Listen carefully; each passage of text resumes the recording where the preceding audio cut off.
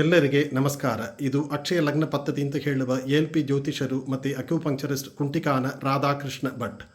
ಸಣ್ಣ ಮಕ್ಕಳಿಗೆ ಲೈಂಗಿಕ ಭಾವನೆ ಅಂತ ಹೇಳುವ ಸೆಕ್ಷುವಲ್ ಫೀಲಿಂಗ್ 20 ಪ್ರಾಯಕ್ಕೆ ಮೇಲೆ ಬರುವುದು ನಾರ್ಮಲ್ ವಿಷಯ.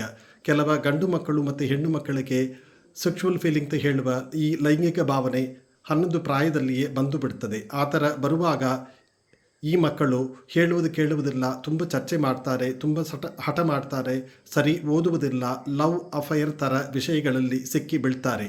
ಅವ್ರ ಲೈಫೇ ಸ್ಪಾಯ್ಲ್ ಆಗ್ತದೆ, ಹಾಳಾಗ್ತದೆ.